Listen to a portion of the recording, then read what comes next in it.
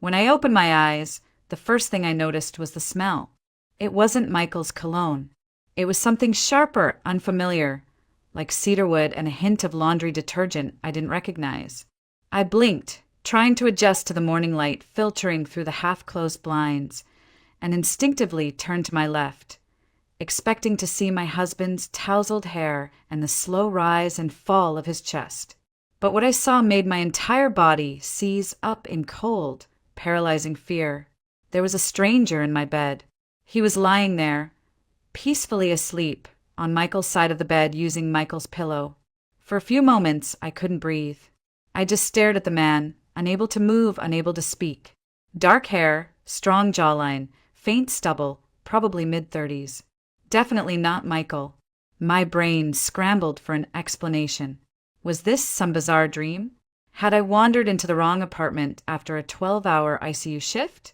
Slowly, carefully, I started to pull away, inching toward the edge of the bed. But then he stirred, his brow furrowed and his eyes opened, steely gray, alert, confused. We locked eyes for a long, excruciating second. "Who are you?" he asked, voice raspy from sleep, but not aggressive. "I should be asking you that," I whispered, gripping the blanket to my chest. "Why are you in my bed? In my apartment?" He sat up fast, startled, scanning the room. "Your apartment?" "I live here," he said, frowning.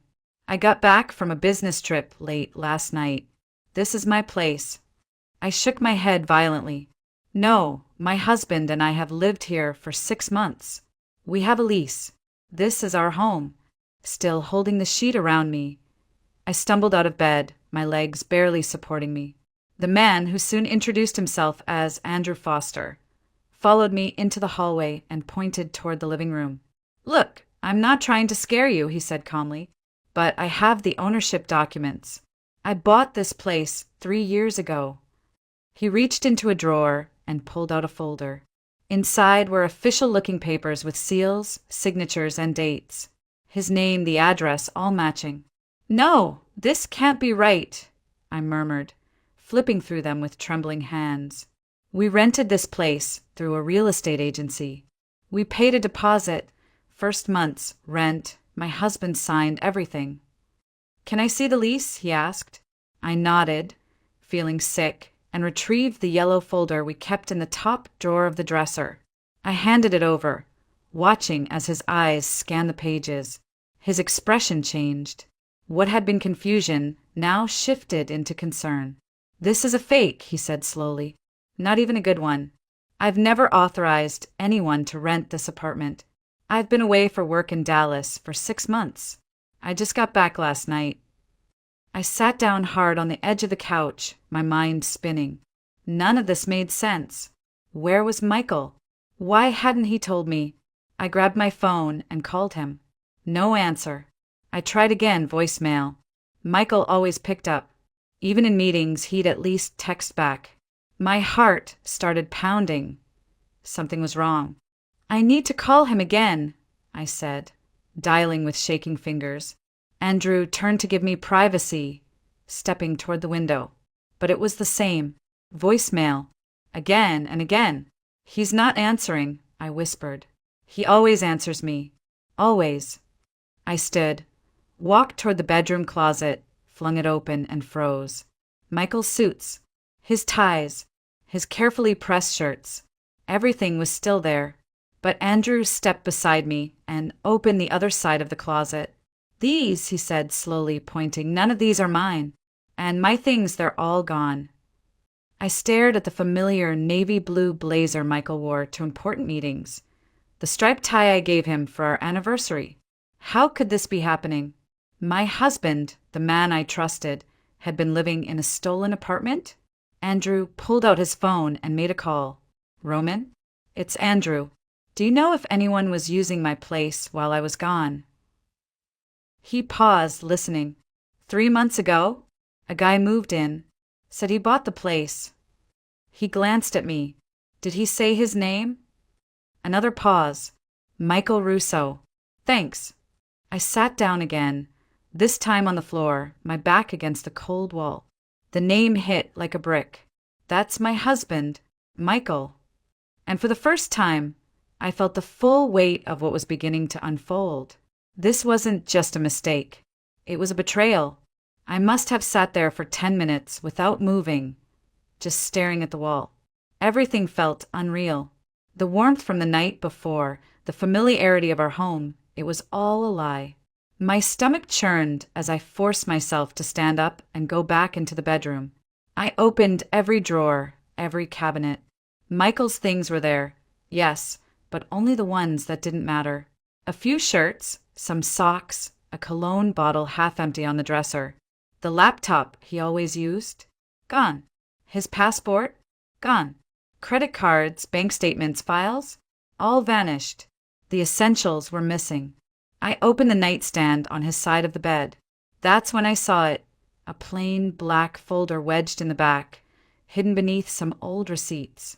I pulled it out, my hands trembling. Inside were documents, strange documents. Fake leases. Photocopies of IDs with different names. None of them his. But the face on each? Slightly altered photos of Michael. Different hairstyles. Different facial hair. Slight tweaks. My throat closed. What was this? There were photos of keys, floor plans of various apartments, notes scribbled in Michael's handwriting, aliases, schedules, dates. My fingers went cold. Andrew, I called, barely able to speak. He stepped into the room, and when he saw what I was holding, his face turned grim. We sat down on the edge of the bed. I laid out the contents of the folder on the comforter. These can't be real. I don't understand. Andrew picked up one document, read silently, then looked at me. He wasn't just squatting here. He's been doing this for a while. This is a system. He's impersonated multiple people, rented or used several places under different names. And from what I can tell, he's good at it. My hands went to my temples. I was trying to breathe, but every inhale hurt. Michael's a real estate agent, I whispered. He knows the industry, the paperwork, the language. He used to talk about finding the perfect deal all the time. I thought it was just his passion for work. I didn't know he was. A knock on the door snapped me out of it. Andrew looked through the peephole. Neighbor, he said. He opened the door. An older woman with kind eyes stood outside. Andy, you're back, she said with a surprised smile. I thought you were still in Texas. I just got in last night, Andrew replied. This is Maria. She's been living here. Can we ask you something? The woman glanced at me with curious concern. Sure, dear. Do you remember when someone moved in across the hall? 3 months ago, a man, maybe mid-30s, dark hair, said he bought the unit. Oh, yes, she nodded. Polite man. Said he just closed on the place. A few days later, I started seeing his wife too. You, I suppose. I gave a weak nod. And lately? Have you seen him? Andrew asked. She frowned, thinking. Well, not this week. But 2 nights ago, I saw him with a huge duffel bag. Looked like he was heading out on a trip. At hour 2, around midnight. That's when it hit me. That night, I'd been working a double shift at the hospital. They'd asked me to cover for a sick colleague. I didn't get home until after 2 a.m. He waited until I was gone, until I couldn't come home early. He planned it. As soon as the neighbor left, I turned to Andrew, my voice shaking. He studied my schedule. He always asked about my shifts, when I worked days, when I worked nights, when I had weekends off. I thought it was just him being thoughtful. But now, I see it. Andrew's face darkened. He planned this down to the hour. That duffel bag? Probably full of everything he didn't want to leave behind. He sat down beside me again. Maria, we need to face the truth. Your husband isn't just hiding. He's running. Running from what? From whom? Or from what he's done? I nodded slowly, numbness giving way to a deep, aching fear. The man I married, the life we built together, might not have existed at all. And if that was true, what else had he lied about? I don't remember walking to the kitchen. My body was moving, but my mind was detached, floating somewhere between shock and disbelief. I gripped the edge of the counter just to steady myself. The world around me felt blurry. The apartment, the place I had called home for 6 months, suddenly felt foreign, like a movie set left behind after filming. I pulled out my phone again and stared at Michael's name in my contacts. I didn't dial. I just stared, hoping, somehow, that it would ring and he'd call first. Tell me it was a misunderstanding, that he was coming home. But I knew better. A thought struck me, sharp and terrifying. Our savings, the account we'd built together, dollar by dollar, month by month for 5 years. The account we'd said was for a down payment on our own home someday. I opened my banking app, hands shaking, and stopped breathing. Balance. $0, I blinked. Looked again. There had to be a mistake. I scrolled down to view the transaction history. 3 days ago, a full withdrawal. Every last cent gone. I clutched the phone to my chest, feeling the blood drain from my face. My knees buckled, and I dropped onto the floor. He took everything, I whispered. He drained our account. Andrew crouched beside me. How much? He asked gently. I could barely get the words out. $200,000. It was our entire savings, he sat back, jaw clenched. Now it makes sense, he muttered. He didn't just want free rent. He was staging an exit. The apartment, the fake documents, your money. It was all part of the same plan. I closed my eyes, trying to hold back tears. How could I not have seen this? I'm a nurse. I'm trained to notice changes in behavior, signs of distress. I work in trauma care, for God's sake. And I didn't notice the man I lived with for 5 years was lying to my face. Andrew didn't answer right away. Instead, he handed me a glass of water. We all have blind spots when it comes to the people we love, he said softly. You weren't ignoring red flags. You trusted him. That's not a weakness. That's what love is supposed to be. But it didn't feel like love anymore. It felt like I had been living in a beautifully painted illusion, crafted by a master manipulator. I need to go to the police, I said, my voice steadier now. I don't even know what I'll tell them, but I can't just sit here. He stole from you. He stole from me. He's probably done this to others. Andrew nodded. I'll go with you. We got to the police station just before noon. The place smelled like old coffee and cheap cologne. The front desk officer gave us a tired glance and asked us to wait. I sat on one of the hard chairs against the wall. Fingers knotted together so tightly they hurt. I felt like a criminal just being there, even though I was the one who'd been robbed. A few minutes later, a woman in plain clothes approached us. Mid-40s, sharp eyes, firm voice. Detective Carla Bennett, she introduced herself. I handle financial and property fraud. I understand you want to file a report. I nodded and followed her into a small, cluttered office. The blinds were closed. There were wanted posters on the wall and a faint humming from a desktop fan. She turned on a recorder and gestured for me to begin. Take your time, she said. Start from the beginning. So I did. I told her everything, from how I met Michael at the cafe by the hospital, how we moved in together, how we'd been married for 5 years, how he brought me to this apartment and said it was a great deal through a friend in real estate, how I'd trusted him with everything. When I finished, she leaned back in her chair. This isn't the first time I've heard something like this, she said. But your case, it's unusually well executed. Whoever this man really is, he's not working alone. These kinds of schemes often involve multiple people. One finds the vacant property. Another handles document forgeries. Someone else lures the target. I was the target, I whispered. I was just convenient. She didn't argue. Andrew pulled out his phone and showed her the photos of the fake leases, the IDs, the notes. Her brows drew together. These look professional. You're lucky you found them. I didn't feel lucky. I felt hollow. Detective Bennett looked me straight in the eye. Right now, all the evidence suggests you're a victim, but we'll still need to verify everything.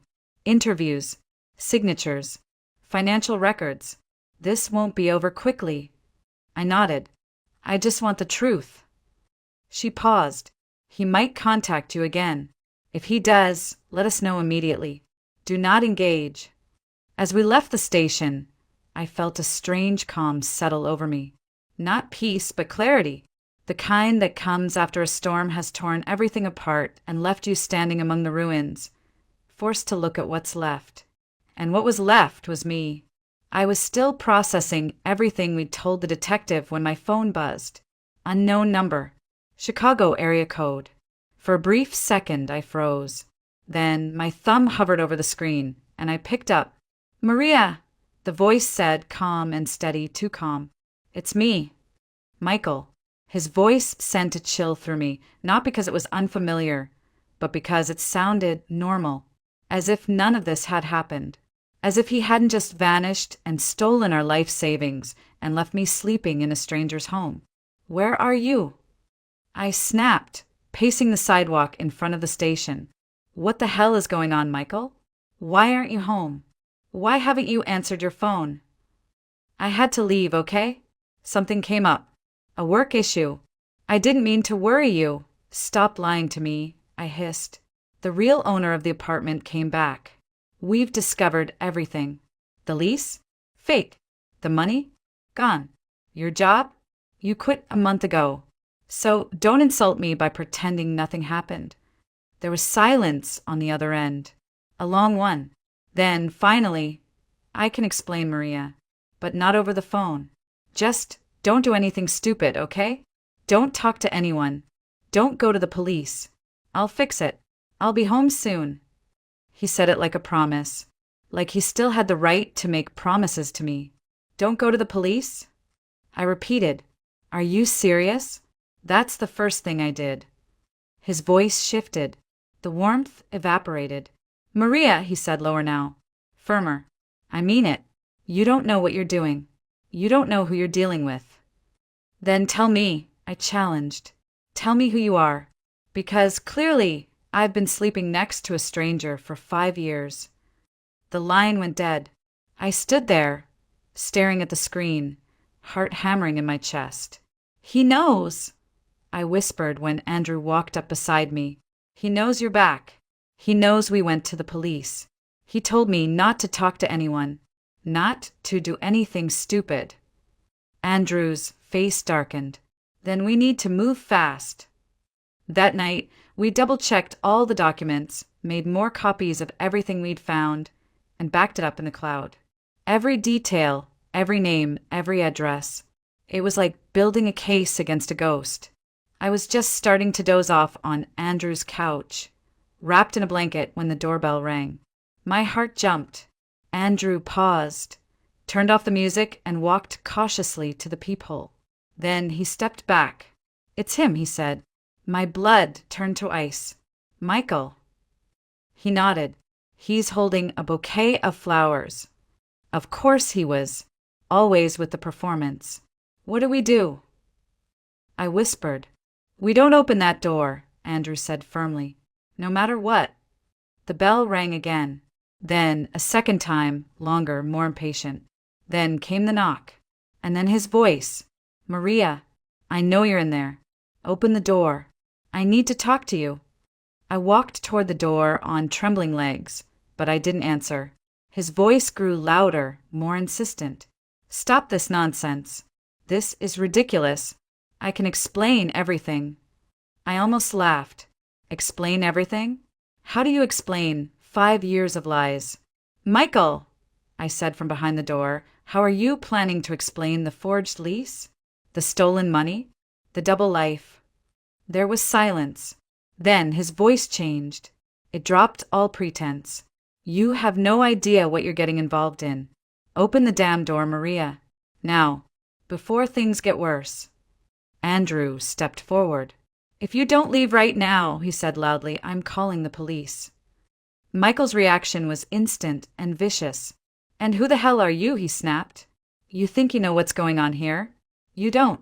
You're interfering in something that doesn't concern you." "This is my property," Andrew replied coldly.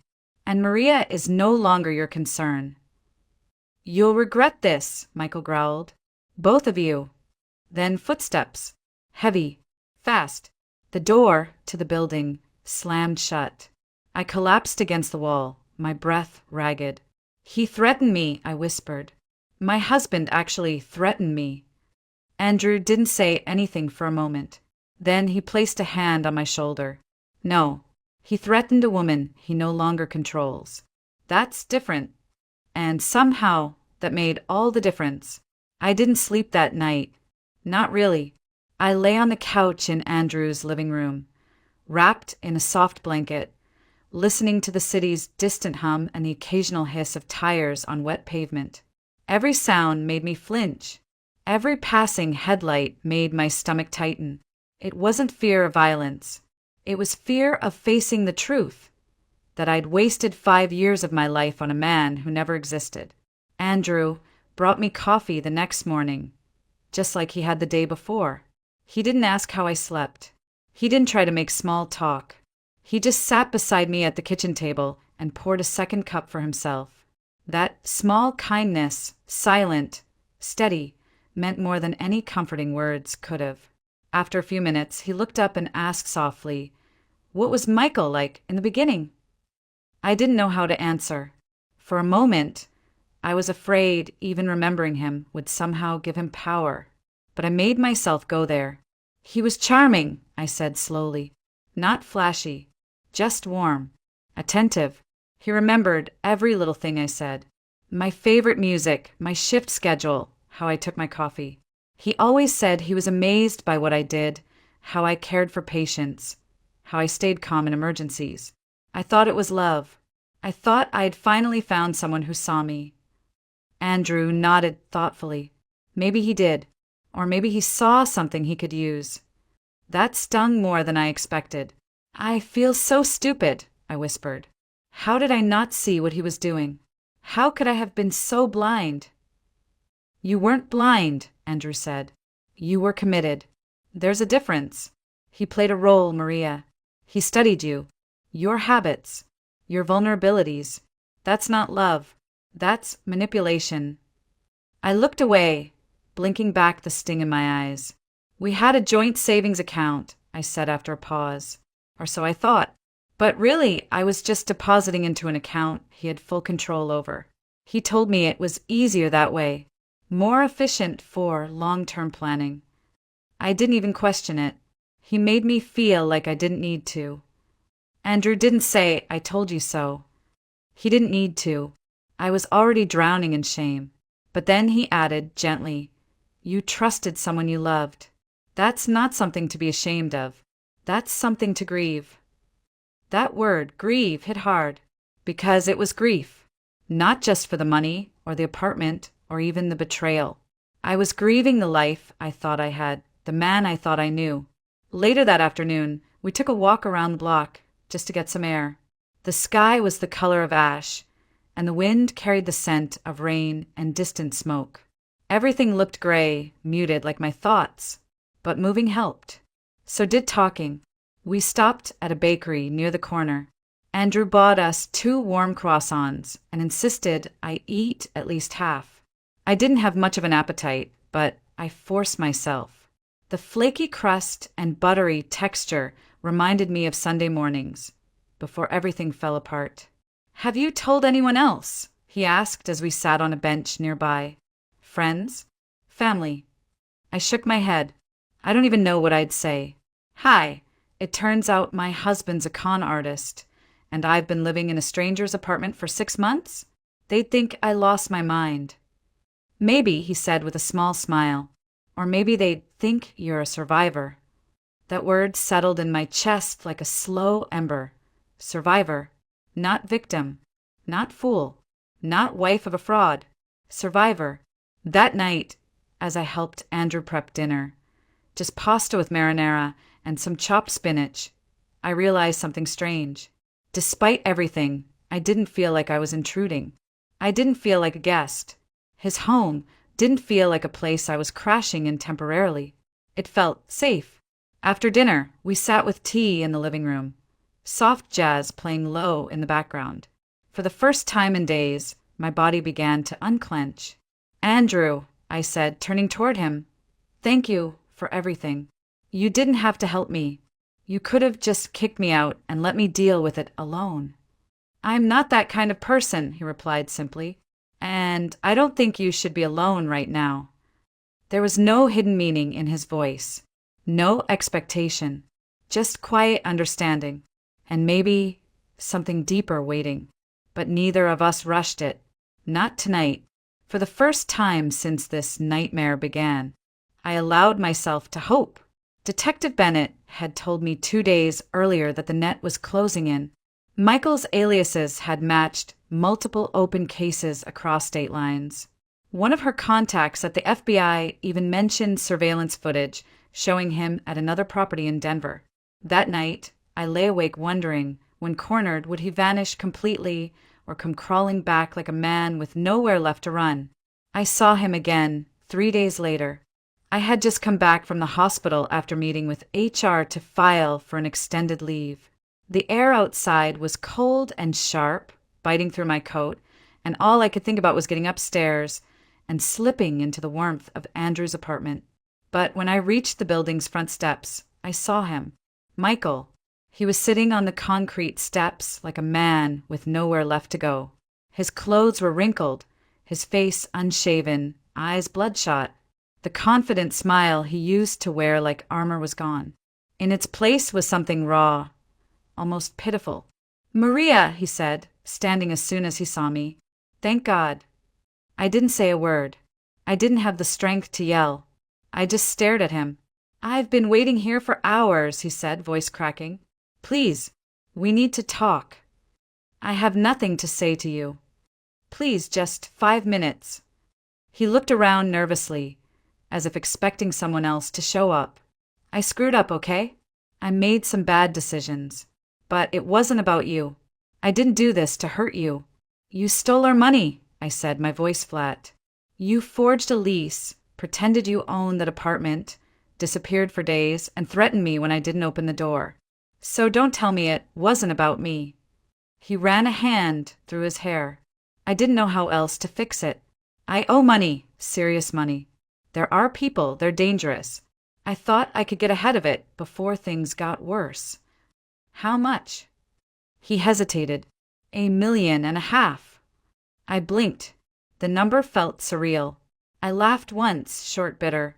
"So you ran an entire real estate scam to pay off gambling debts?" "I didn't mean for it to go this far," he said quickly. "It started small, just some bets, small loans. But then I couldn't stop. And when I saw the opportunity, the apartment, the access, I thought if I could just make it through one big score, I could pay them off and come back clean." I stepped back, shaking my head. "You used me. You used our marriage, my job, my income. You made me believe we were building a life together, and the whole time you were playing house while building a criminal operation behind my back." "I didn't want to bring you into this," he said, voice rising with frustration. "That's why I tried to handle it alone." "You emptied the savings account," I said, "the one we built together. That wasn't handling it. That was betrayal." He looked desperate now, eyes scanning mine for something. Maybe sympathy, maybe permission. "I need help," he whispered. "If I don't pay them back, they'll come after me. After you." And there it was, the threat dressed up as concern. "Let me guess," I said, arms crossed. "You want me to take out a loan.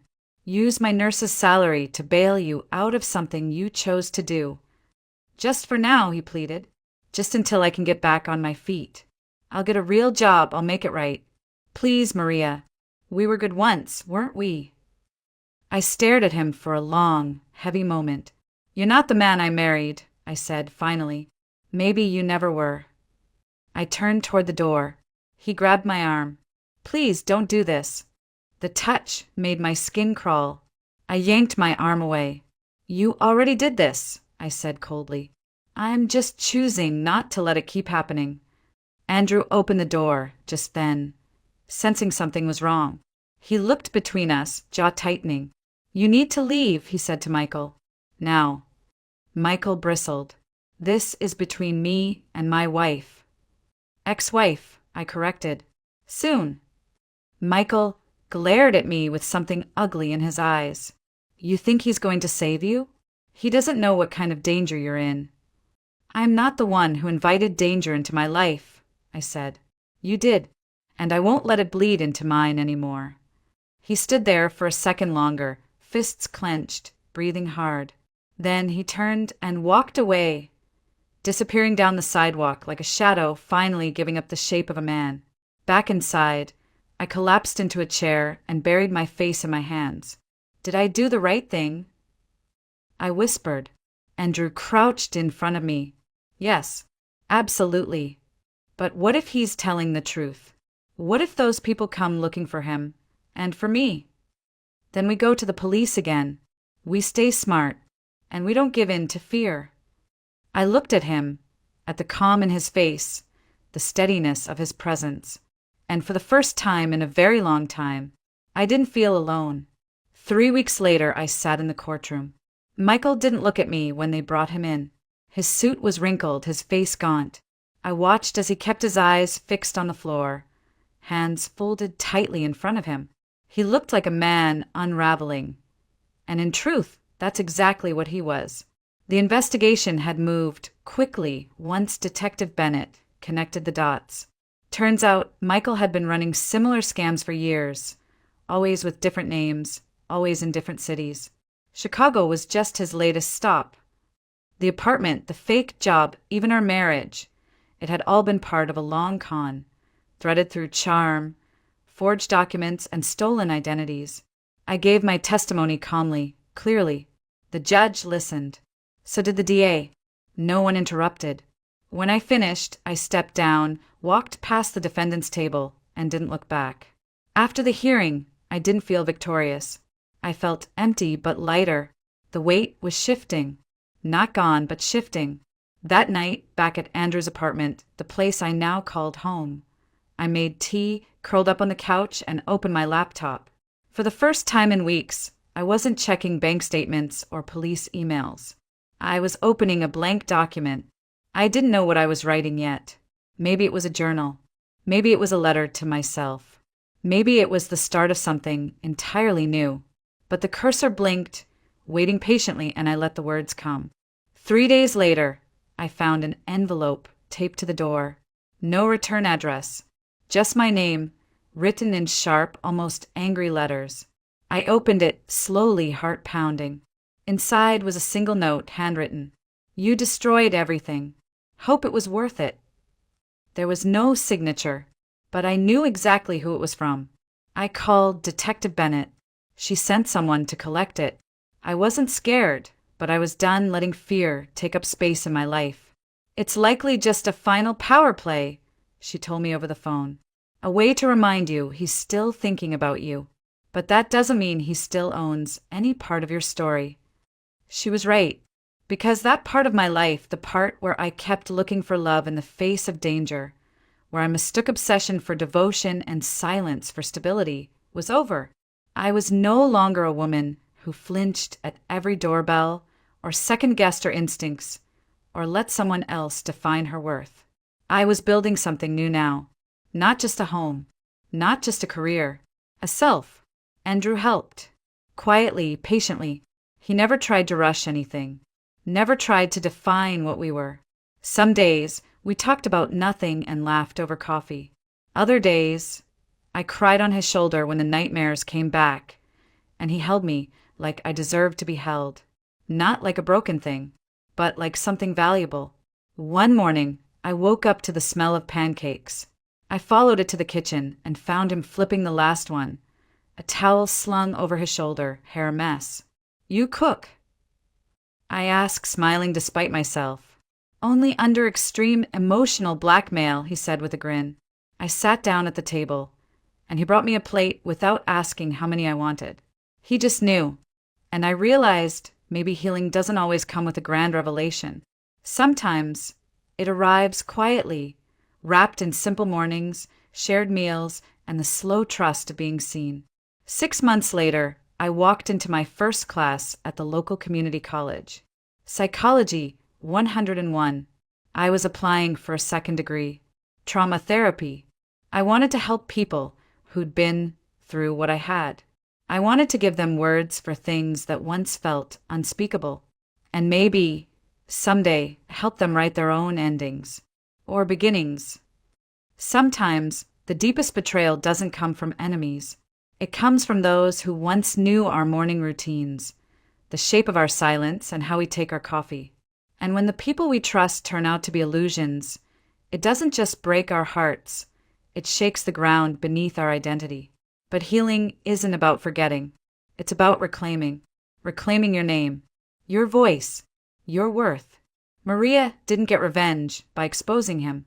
She got it by refusing to shrink, by turning pain into purpose, by stepping out of the shadow of what was and choosing to write a new story on her own terms.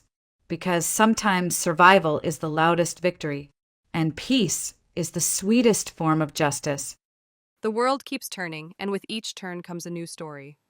When one door closes, another opens, leading us into a journey entirely different. Let us set aside the echoes of the tale just past and step together into a new realm where another destiny awaits to be told. And now I invite you to listen to the second story, a path of its own, unrelated to what came before, yet filled with mysteries and surprises meant only for those willing to journey onward with me. I never thought a phone call could ruin everything I believed about my life, but that morning it did. The sun had just started streaming through the kitchen windows when I poured myself a cup of chamomile tea. It was quiet, too quiet, even for a Wednesday in Vermont. The fridge hummed gently, the floor was cool beneath my feet, and for a moment I let myself believe the world was still simple. I stood there, sipping slowly, trying to remember if I'd bought milk the day before. Michael had always reminded me about small things like that. He wasn't perfect. Our marriage had its cracks, but he was my husband. We'd been together for 7 years. We had routines, shared meals, a rhythm that I thought meant we were okay. Then the phone rang. It was one of those old landline phones with a shrill, jarring tone. I nearly spilled my tea as I rushed to pick it up. "Hello," I said, balancing the receiver on my shoulder. "Is this Mrs. Bennett?"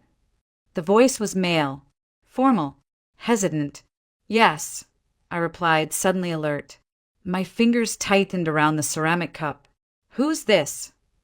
I'm calling from North Valley Medical. I'm afraid I have some difficult news.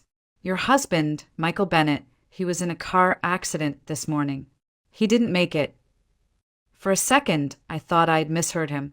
I waited for another sentence, something to soften the blow, to make it less real.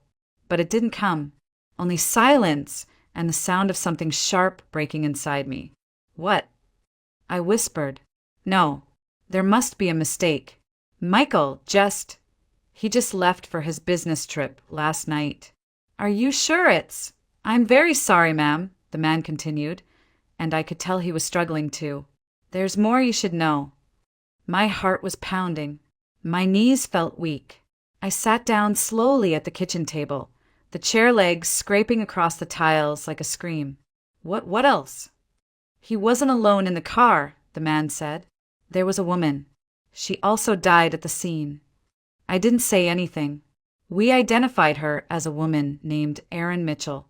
We believe she was involved with your husband." A sound left my throat, dry, breathless, and unfamiliar. Not quite a gasp, not quite a cry. And he hesitated again, and I already knew what was coming, like watching a nightmare unfold in slow motion. "We discovered they have children, twin daughters. They're 6 years old. Their next of kin is unclear. We're reaching out to extended family. But we thought you should know." I dropped the cup. It shattered against the floor, the tea staining the tiles like old blood. My hand was trembling, my whole body shaking with a cold that had nothing to do with the temperature. Michael had children, twin daughters, with another woman, and I never knew. The world spun. The walls seemed to tilt, and I had to grip the edge of the table just to keep myself grounded. My ears rang, my vision blurred. The man kept talking. He said something about legal procedures, about next steps, but his voice was just noise now, like static in a room that no longer felt like mine. I don't remember hanging up. I don't remember how long I sat there staring at the broken porcelain on the floor. Minutes. Hours, maybe. I only remember one thought pulsing in my head, like a drumbeat. Michael was dead, and he had lied to me about everything. How could I have been so blind? He wasn't just unfaithful. He had an entirely separate life. A woman. Children. Secrets so big they could crush me. And they did. Over and over, like waves that wouldn't stop. Eventually, I forced myself to move. I swept up the shards, tossed the tea-soaked towel into the sink, and stared out the window at the street we used to walk together. It looked the same. Calm. Normal. But I wasn't. Not anymore. I kept replaying the conversation in my head, hoping something had been lost in translation, hoping it was some cruel mistake. But deep down, I knew it wasn't. Michael was gone, and the man I thought I knew had never really existed. There was a knock on the door later that afternoon. A social worker. She had kind eyes, soft words, and two terrified girls holding each other's hands behind her. They looked like little ghosts. Pale, trembling, too quiet for children that age. I knew their names before she said them, Lily and Grace. I didn't speak. I couldn't. I just looked at them, and something in me cracked. They weren't to blame. They were innocent, and now they had no one. That night, I lay in bed, staring at the ceiling, unable to sleep. Not because of Michael, but because of the way Lily had looked at me. Hopeful, scared, and somehow trusting. Like she was asking for something, even if she didn't know what it was. I didn't know what I would do. I only knew this. If I turned them away, I'd be no better than the lies he left behind. And I was done living in his shadow. The funeral was small, quiet, almost hollow. Michael's side of the family, what little there was of it, showed up in black suits and stiff handshakes, barely meeting my eyes. Aaron's relatives weren't there. No one claimed the girls. No one stepped forward to speak for them. It was like their parents had vanished and the world had simply moved on. I stood under a gray sky, the wind tugging at my coat, watching two tiny girls cling to each other beside a casket they were too young to understand. Lily's hand never left Grace's, and Grace didn't look at anything but the grass. They didn't cry. That was what broke me the most. Children should cry when they lose everything. These two had already learned not to. The social worker approached me again after the service.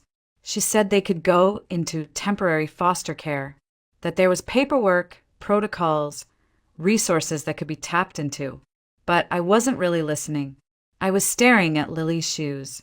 Pink sneakers with a tiny rip along the side. I don't know why that's what made it real for me. Not the death. Not the betrayal, but that torn little shoe on a girl who had no idea who I was. And yet, something inside me said, don't let them go. So I didn't. That evening, I brought them home. My house wasn't childproof. It smelled like lavender and old wood polish, not crayons and cookies. I had no toys, no extra toothbrushes, no bedtime stories memorized. But I made space. I cleared out the guest room, washed the sheets, and set out two stuffed animals I found in a box from when my niece visited years ago. I had no idea what I was doing, but I couldn't let them disappear into the system. The first few weeks were quiet. Lily asked questions about everything. What time was dinner? Could she have a night light? Did I know how to braid hair? Her voice was small but curious. She was trying. Grace, on the other hand, barely spoke. She watched me with wide eyes from behind her sister. She spent hours alone, drawing in a little spiral notebook I hadn't even noticed she'd brought. Her sketches were surprisingly good. Houses, trees, animals, always in pencil, always with gentle shading. She never showed them to me, but sometimes she'd leave one on the kitchen counter, folded with no name. I hung them on the fridge anyway. I didn't tell anyone at first. Not my coworkers. Not my closest friends. Eventually, word got out. A few neighbors gave me odd looks at the grocery store. One coworker whispered, "You're stronger than I'd ever be," as if pity and admiration came in the same breath. But I didn't need their understanding. I just needed the girls to feel safe. I wasn't ready to explain what had happened, or why I'd made the choice I did. The questions would have been endless. Aren't they his lover's kids? Why would you take them in? Don't you feel betrayed? Yes, I felt betrayed, devastated, hollowed out. But I couldn't punish two innocent girls for Michael's lies. They didn't ask to be born into a secret. And the truth was, I needed them too. They gave my mornings purpose, my evenings structure. My grief had been shapeless until then. Now it had hands to hold, little shoes to tie, voices calling from the hallway asking if it was okay to open the pantry. They grounded me whether they knew it or not. Of course, not every moment was sweet. There were tantrums, nightmares, silent dinners where no one knew what to say. I burned dinner more than once. Lily cried when I accidentally washed her favorite shirt with bleach. Grace got sick and refused to let me touch her forehead with a thermometer. I doubted myself daily. Was I doing enough? Was I the right person? Would they ever see me as more than the woman their father lied to? I found myself Googling parenting forums late at night, searching for answers in digital threads written by strangers who knew nothing about my life. But every morning I got up, made breakfast, brushed hair, packed lunches, and tried again. Eventually, things started to shift. Lily began sitting next to me on the couch instead of across the room. Grace started humming when she colored, small, tuneless sounds, but sounds nonetheless. They began calling me Miss Caroline at first, then just Caroline. Then one day, Grace slipped and said Mommy before catching herself. She looked mortified, but I didn't correct her. I just smiled and made pancakes. By the end of that first year, we had routines, inside jokes. Years passed quietly, each one marked by back-to-school nights, birthday candles, and scraped knees. By the time Lily turned 14, she had already started managing the family grocery list. Grace filled sketchbooks faster than I could keep up with. I wasn't just raising children. I was witnessing them become themselves. Favorite songs in the car. We baked cookies that always came out too hard. We danced in the living room to songs from the radio. I bought bunk beds with stars on the frame.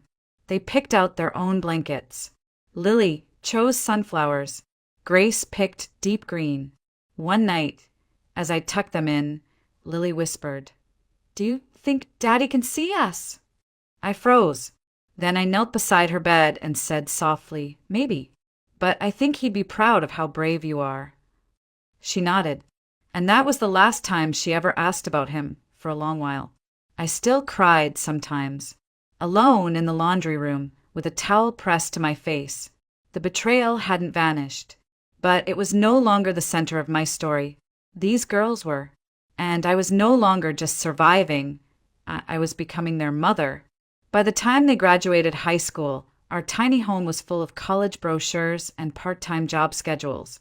Lily got into a state university with a full scholarship in accounting. Grace chose a smaller art school 2 towns over, majoring in interior design. I helped them pack, cried when they left, and celebrated every call that came after.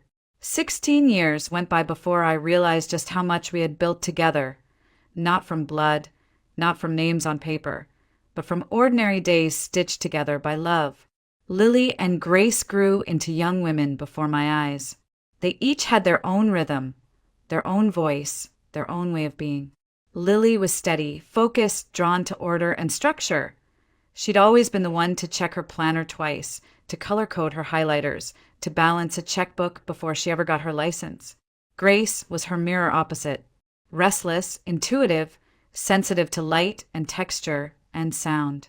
She filled sketchbooks with color, rearranged her room monthly, and dreamed about spaces the way I used to dream about flavors. They were so different and yet both mine. They called me Mom now.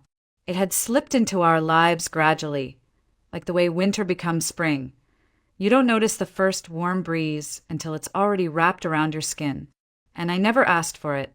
I never dared to expect it. But when it came, it felt right. I kept working, kept saving, kept the house warm and the fridge full. But I let go of a lot of things too. My dreams, mostly. I'd stopped talking about the cafe years ago. There were moments I wanted to bring it up, when I saw a vacant storefront or read about a new bakery. But then Grace would need new art supplies. Lily would need gas money for the drive home. And my dreams would quietly fold themselves back into the cupboard. It didn't feel right to want something for myself. Not when college bills and car repairs loomed. Not when late-night tutoring and office janitorial shifts filled every spare hour. Some nights, I'd pass by the spice rack and touch the glass jar of cinnamon, wondering if it still smelled the same. But I didn't open it. I didn't let myself. We didn't talk much about Michael. Not because we avoided him, but because he simply faded. The girls remembered him vaguely, like a distant relative you saw at weddings. A voice, a shadow, a vague outline of someone they might have known. I never gave them details. I didn't want to lie, but I also didn't want to pass on bitterness. But the questions came anyway. One evening, just as the sun was dipping below the maple trees out back, Lily looked up from her dinner and asked, "What was he like?" I paused, my fork frozen in the air. Grace looked at me too, her expression unreadable. Lily clarified, "Our father. I mean, you never really talk about him." I felt my throat tighten. I took a sip of water I didn't need and set the glass down carefully. Then I said the only thing I could. He was a complicated man. He loved you, but he made mistakes. What kind of mistakes? Lily asked. I looked at her face, so much older now, but still carrying the softness of that 6-year-old who once asked if I knew how to braid hair. And Grace, sitting quietly across the table, her eyes like questions I wasn't ready to answer. I could have deflected. I could have told them something vague and comforting.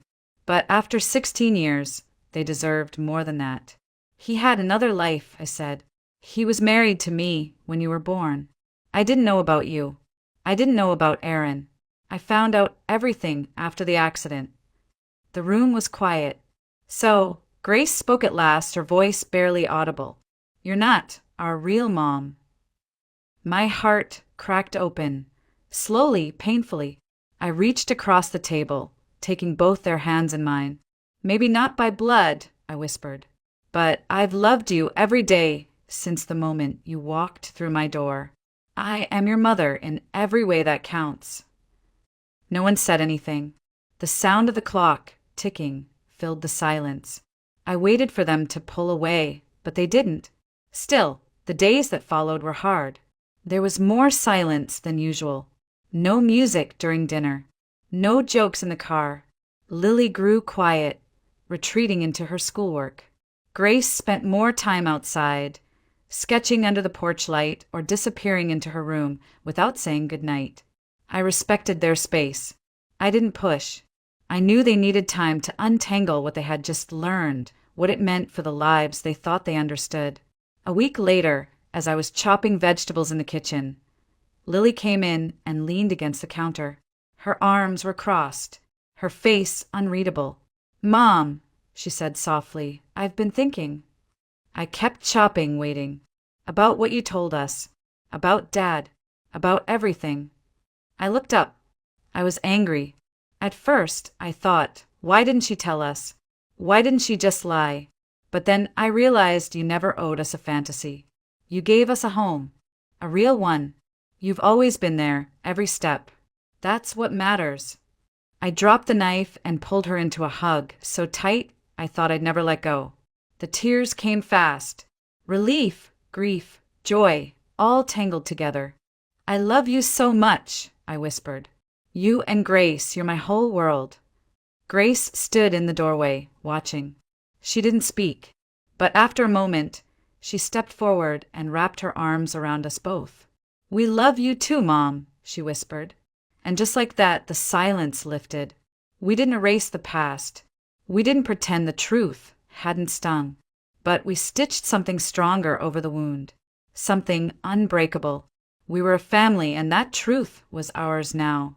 The years that followed felt both fast and heavy. We celebrated graduations, endured heartbreaks, got through flu seasons and late-night study sessions. I watched Lily blossom into a young woman who could balance a spreadsheet faster than I could fold a towel. Grace turned her love for sketching into something tangible. She was now studying interior design at a small college 2 towns over. I had done what I promised. I raised them as my own. And yet, something in me had gone quiet. I still woke before dawn, made the same breakfast, packed the same lunches, and left notes on the fridge when I worked double shifts. My body carried the years, sore knees, dry knuckles, eyes that stayed open too long after midnight, but I never let them see that part. I smiled. I asked about professors and parking tickets. I saved every dollar I could. The idea of my cafe had faded into something private, not quite dead, just buried under obligation.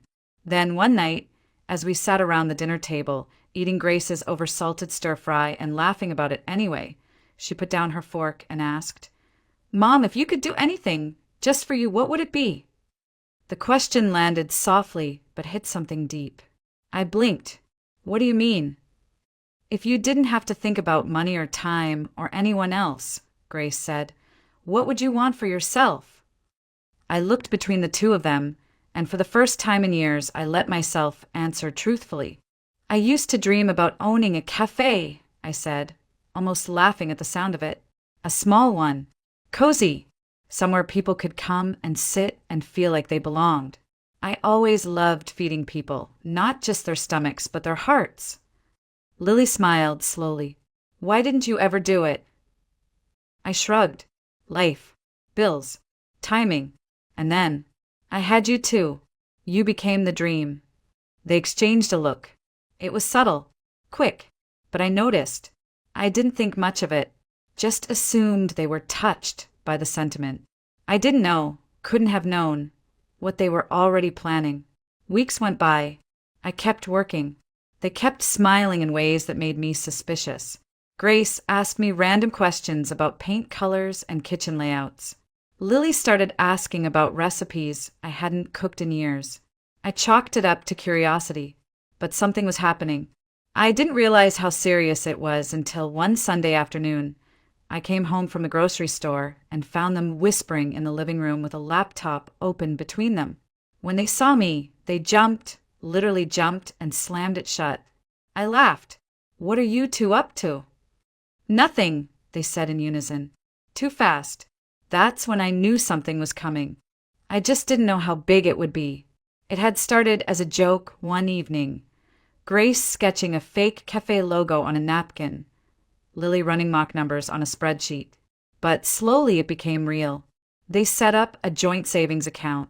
Every extra dollar from internships, scholarships, freelance gigs went into it. Even birthday gifts turned into seed money. Behind the scenes, Lily and Grace had been saving. Not just their paychecks, but their scholarships, their freelance jobs, their birthday money. Grace took on small design gigs after class. Lily helped a local bakery rework their budget in exchange for financial consulting experience. They pooled everything they had. They started scouting locations, quiet streets, little corners, anywhere within walking distance from home. They ruled out a dozen buildings before finding it. An old brick storefront with ivy climbing up the side and tall windows that caught the morning light just right. They signed the lease. Lily managed the contracts. Grace started sketching designs before the paint was even dry. It made perfect sense. Lily had always been the planner, the organizer, the one who color-coded her entire life. Grace saw the world in layers and palettes. She could make a napkin look like art. Together, they made something beautiful. They wanted it to feel like me. Warm colors, open shelves, a kitchen where the oven could be seen from the tables, vintage plates hanging on the wall, a bookshelf near the window for people who liked to read alone, a corner booth with a patchwork cushion, just like the old armchair I used to sit in after work. Everything was chosen with care. They kept it a secret for almost 4 months. I had no idea. I was too tired, too busy, too caught up in the rhythm of daily life to notice all the signs. Until one night, Lily came into my room and said, "Don't make dinner tomorrow. We want to take you somewhere." I raised an eyebrow. "Where?" "It's a surprise." The next evening, they picked me up in Grace's car. I wore my good shoes, the ones I usually saved for parent-teacher conferences. We drove in silence, both girls grinning too wide. When we pulled up in front of the building, I didn't understand. It was unfamiliar, clean, newly painted. A soft yellow light glowed from the windows. A wooden sign hung above the door, and on it, in simple dark letters, was written, Caroline's Hearth. I stared at it, not breathing. Grace took my hand. Come on, Mom. Let us show you. I followed them through the front door. The moment I stepped inside, I knew this place wasn't just a gift. It was love. The air smelled of cinnamon and vanilla. Light jazz played from hidden speakers. The counter was polished wood, the shelves lined with jars of tea and fresh herbs. A small group of people stood in the kitchen, waving as we entered. Friends, neighbors, faces I knew and didn't know. I couldn't finish the sentence. Lily stepped forward, her voice shaking with pride. It's your cafe, Mom. We built it for you. I covered my mouth with both hands. My legs felt weak. You gave us everything, Grace said. It was time we gave something back. Tears filled my eyes so quickly I couldn't stop them. I walked around the space, touching the corners, running my hand along the countertop, opening drawers I hadn't even asked for. The oven was the same brand I used in our kitchen. The plates were mismatched on purpose. It was perfect. I don't know what to say, I whispered. I don't think I've ever been this surprised in my entire life. Grace smiled. We hoped it would feel like home. I laughed, wiping at my cheeks. It does. It absolutely does.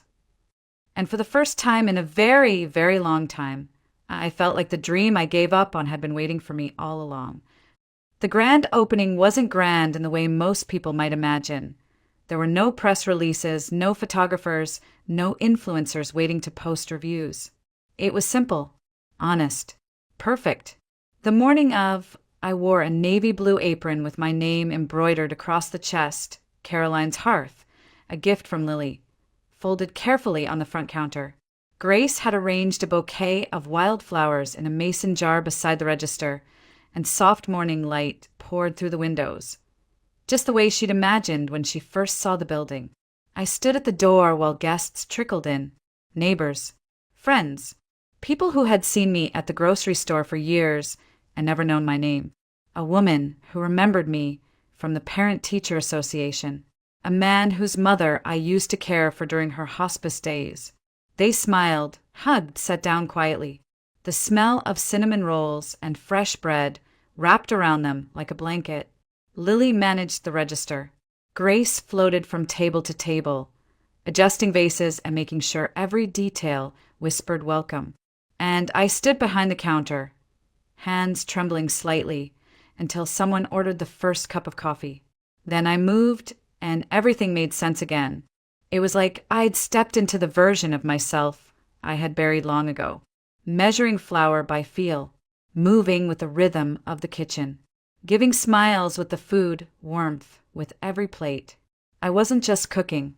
I was offering pieces of my heart. People lingered. They stayed long after their coffee was cold.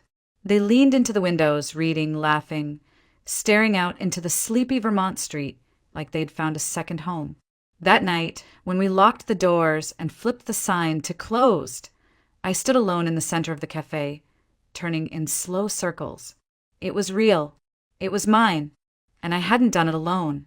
The days that followed moved in a quiet, beautiful rhythm. Business grew, not explosively but steadily. Word of mouth spread. Someone posted photos online, and soon we had people driving in from the next town, just to try the peach scones or sit near the bookshelf in the corner. Lily and Grace worked shifts with me when they could. We were a team. Lily took over the books and logistics. Grace redesigned the menu board weekly with hand-lettered chalk. Every Saturday, they let me experiment, one new dish, whatever I wanted. Sometimes it flopped. Sometimes it sold out before noon. But they always insisted I try again. The cafe began to expand not in size but in soul. People brought their own stories. A couple who'd lost their child came every Sunday, always ordering the same tea and sitting at the same table. A man recovering from a stroke learned to speak again over muffins and daily crossword puzzles. A group of retired teachers gathered in the back corner every Friday with card games and knitted scarves. No one ever hurried here. That was the rule. One afternoon, a customer told me, "There's something in the air here. It feels like kindness." I didn't answer. I just smiled. Because what could I say? Kindness was all we had. And it was enough. As months passed, I began to let go of the kitchen a little more. I trained a young girl named Zoe to take over my morning prep shifts. She was quick, kind, and curious. She reminded me of Grace at that age. I stepped back slowly, watched the cafe move without me, and realized it didn't need me at the center to be full of love. That was when I started thinking about the future. One evening, as we wiped down the tables and counted the last of the day's tips, I looked at Lily and Grace and said, "I won't be able to run this place forever, you know." They both stopped moving. "I wanted to stay in the family," I continued. "When the time comes, I want you two to take over, not just the name, but everything this place stands for." Grace smiled first. "We were waiting for you to say that." Lily nodded. "We've already started planning some ideas for expansion, but only if you're ready." I felt a lump form in my throat. "I'm not sure I'll ever be fully ready, but I trust you." And I meant it. In the years that followed, I gradually handed over the reins. The cafe continued to grow under their care. They added a second location across town, then a tiny mobile truck that served festivals and farmers markets. But they never changed what mattered. They kept the shelves open, the air warm, the music soft. They kept the scones flaky and the coffee strong. They kept the soul, and they kept my name on the sign. Now, I spend most mornings in the corner booth near the window. My spot, a cup of tea, a fresh croissant, a notebook I rarely write in anymore. I greet customers who don't know who I am. I listen to conversations that float by like wind chimes. Sometimes I watch Lily managing staff with a clipboard in hand. Other times, I see Grace guiding a young designer through fabric samples near the wall. I don't interfere. I don't need to. They've got it. We never speak much about how it all began. Not about Michael. Not about the secrets, the betrayal, the pain that once threatened to bury us all. But the truth is, we don't need to revisit it, because we didn't build our life on what he left behind. We built it on what we chose every day after, and that is everything. Looking back, I realize I never just opened a cafe. I built a home, not for the town, not even just for my daughters, but for the woman I had to become after everything I lost. A woman who didn't quit. A woman who learned that family isn't what you're given. It's what you grow. It wasn't just a building or a business. It was the last piece of a puzzle I didn't know I was still solving. And in this little place, Caroline's Hearth, I found not only my dream, I found the proof that love, real love, always finds its way back, even after everything. I used to think that betrayal was the worst thing that could happen to a person. That discovering a lie, especially one that unraveled everything you believed, was something you never quite recovered from. But now I see it differently. What broke me wasn't just the betrayal. It was the silence that followed, the emptiness, the question of who I would be when the dust settled and no one was left standing beside me. But the truth is, I wasn't alone. Sometimes, life hands you a story you didn't ask for, a heartbreak, a burden, a responsibility that feels too big for your hands. But what you do with it, that's what defines who you are. I wasn't the girl's biological mother. I wasn't part of their story from the beginning, but I showed up. I stayed. I chose them every day, and they chose me back. That's what I've learned. Family isn't always something you're born into.